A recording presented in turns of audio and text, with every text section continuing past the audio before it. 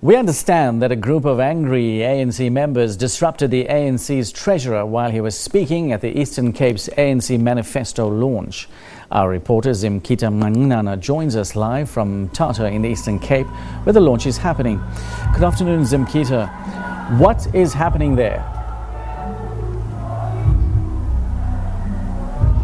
What I can tell you, Mahindra, is that from earlier around 8 o'clock this morning, we saw hundreds of ANC supporters making their way to Kwabata, where the provincial leadership, together with the ANC's Treasurer General, are here for the ANC's provincial manifesto launch. The program has been continuing since this morning, speakers speaking about some of the issues that are affecting residents of the Eastern Cape and some of the issues that need to be addressed in terms of service delivery.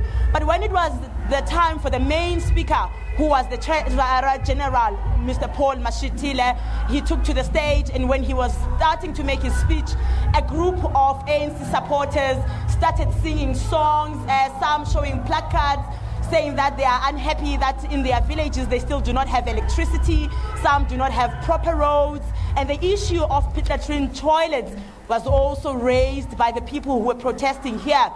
We went as journalists, as you know, that we are the mouthpiece of the residents here. So we went to find out from the residents why they wouldn't wait until the end of the program for them to raise their issues with the ANC leadership. While we were making our way to the people who, I would say, were protesting against Mashatile's speech, the ANC's provincial executive spokesperson, Mamustela Ndabeni, then put her hands in front of our cameras, prohibiting us from shooting whatever that was happening. But after pleas from the chairperson of the ANC here in the Eastern Cape, Oscar Mabuyane, then people starting going back to their seats and stopped singing, giving Mashatile his chance to make his speech.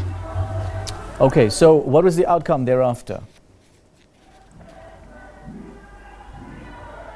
Well, the program continued as normal.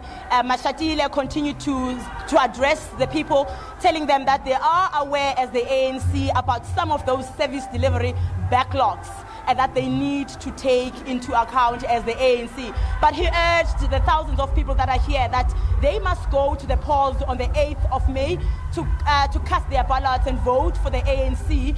They are saying that they must give the ANC yet another chance to lead them so that those service delivery issues which are affecting them can be addressed.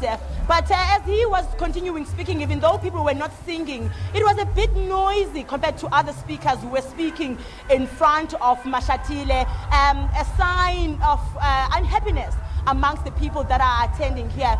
And if we can just remind you about the Eastern Cape, Mahindra, the Eastern Cape is largely rural. It's people who are not working. It's people who solely depend on government social grants for basic necessities. It's people who cannot afford taking their children to private schools. They depend on public schools for their children's education. However, the condition of those public schools is some of the things that are affecting the people of the Eastern Cape, and this, I believe, is one of the reasons they couldn't wait for Mashatile to finish his speech, because it's been 25 years since the inception of democracy, and promises, manifestos have been made to the millions of Eastern Cape residents for them to vote for this party so that their lives can change. But for the millions of others, they are still waiting for that dream and for that hope for their situation, their rural villages to change. Yeah, thank you so much indeed. Zimkhitha Manqinana reporting to us live from Mthatha in the Eastern Cape, where there has been some kind of disruption to the ANC Manifesto launch in the province. And people are actually expressing their dissatisfaction to the ruling party about lack of infrastructure, electricity, roads.